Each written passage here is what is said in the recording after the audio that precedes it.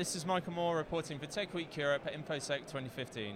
I'm here with Sian, who is the Chief Security Strategist for EMEA for Symantec. Sian, thanks very much for coming here today. Thank you. So what brings you to InfoSec 2015? Come here, see what's going on, what's happening in the industry, have a talk to various analysts to see all the different companies that are here, what the trends and themes are really. Okay, great. And Symantec has recently released its cloud security offering, DLP 14. Do you want to tell us a little bit about that? Well, yeah, it's really about taking the same DLP product that we've had for years, and as we're all moving more towards using cloud services, one of the challenges of that is how do I keep it secure? So the latest release we've just done will allow people that have got Office 365 to do DLP with that, and even with Box as well. So you can then take up some of these corporate cloud services but actually have the benefits of a DLP without having to have it on the premise. Okay, great. One of the major themes we've heard a lot about at the show this year has been securing the Internet of Things. I was wondering if I could get your thoughts on that. Yeah, it's absolutely important. So obviously the Internet of Things is really one of those topics of the moment. Everyone's talking about how we can build better services by having sensors to give us better data, or whether it's consumer technology or industrial control technology. The only problem with that, to allow it to take off, is you really need trust.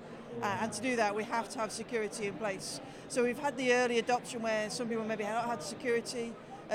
In certain areas they have, but we need to make sure that we're thinking about how to do that in a cost-effective manner that fits into the platform or ecosystem and make sure that it is secure, because otherwise the Internet of Things will lose trust and consumers will reject it, companies will reject it, and we lose the benefits. Okay, and you mentioned trust there. I mean, that's one of the other major themes we've seen this week is employees and customers being the weak link in corporate networks. So I was wondering if I get your thoughts on that as well.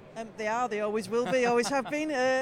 And the challenge is that, of course, people, and too much when we put security in place, we make it all about the technology and what we're doing. You need to think about, when you're putting even technology or a process in place, how do I bake that into what the user's doing? Yeah. Because mostly, you do get malicious insiders, but the majority is just people trying to do their job. So if you look at where we need to take technology now, it's about how to secure people doing their job, not about how to make them change the way they do their job to do security.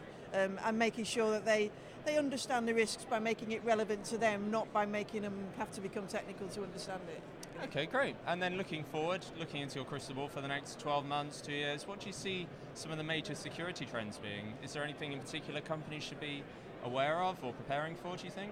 So I think it's a continuation of the few. I mean, we do an internet threat report every year and we see pretty much the same stats every year. We are seeing that increase in targeted attacks year on year on year. It's not going to go away, and going beyond the big company into everything from a small to a large. So where it used to be over half were aimed at big companies, now it's a third at each.